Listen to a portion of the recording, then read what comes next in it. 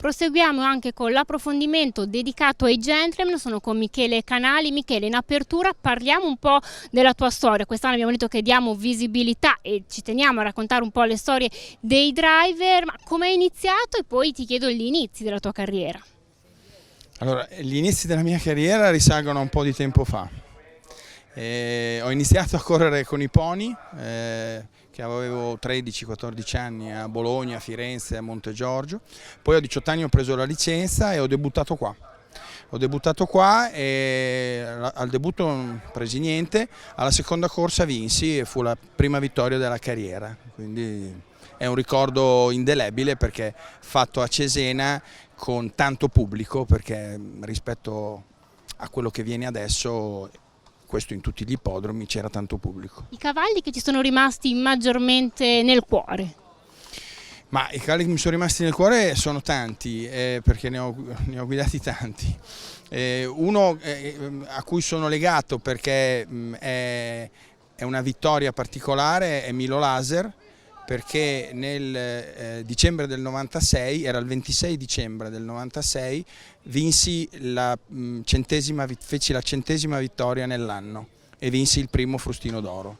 Quindi quella fu veramente speciale perché era un obiettivo che mi ero posto di fare 100 vittorie in un anno e lo raggiunsi e insieme venne anche il Frustino. Ma ti chiedo una definizione dettagliata di gentleman, se ci puoi dire chi sono i gentleman.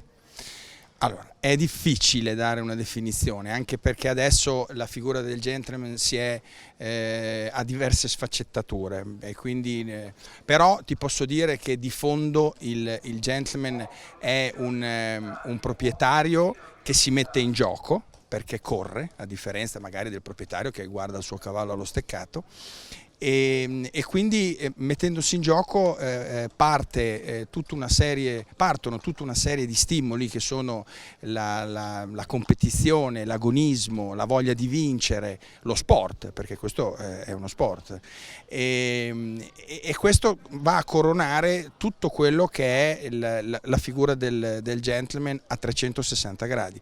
Perché il gentleman può essere allevatore, perché alleva dei cavalli, è proprietario comunque, perché per essere gentleman devi avere dei cavalli di proprietà, e quindi è una figura a tutto tondo.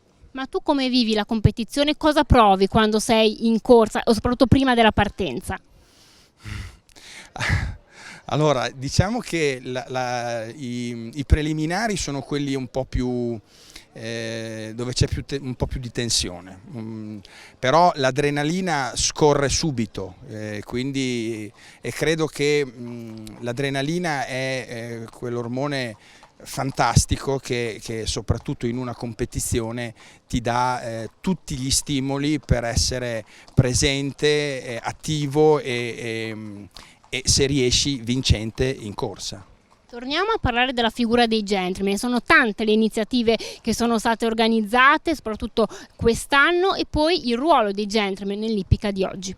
Sì, guarda, il ruolo del gentleman secondo me mai come adesso è un ruolo centrale, perché il gentleman ha due diciamo, mission molto definite, a mio parere. La prima è quella di cercare di promuovere attraverso gli amici degli amici, i conoscenti e tutti quelli che gli possono stare intorno e dove gli può arrivare un messaggio, di venire all'ippodromo.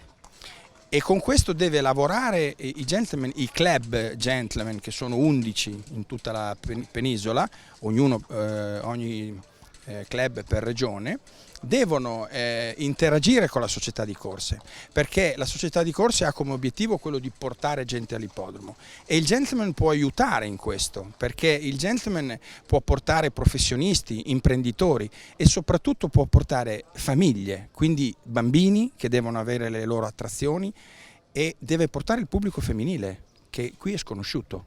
in tanti sport purtroppo è sconosciuto, ma nell'ippica è maggiormente sconosciuto, quindi si deve lavorare per cercare di far venire questa gente all'ippodromo. Poi è evidente che questa gente non risolverà il problema dell'ippica col gioco, perché giocheranno 2, 5 euro, 10 euro, però vengono e possono appassionarsi a uno sport che per me è uno dei più belli del mondo. Poi dopo è chiaro che io sono di parte, però bisogna cercare che l'ippodromo diventi un luogo come un circolo tennis, come un circolo del golf, dove la gente va, scambia delle chiacchiere con degli amici e si diverte, perché il luogo ippodromo è un luogo di divertimento. È chiaro che gli ippodromi, e qui è importante, devono essere pieni di servizi, ristoranti, bar, devono organizzare eventi, devono richiamare il pubblico con magari prodotti del territorio, insomma ci sono tante cose da fare, però questa secondo me è una cosa che i gentleman devono fare. La seconda, che è la più importante, è quella della solidarietà.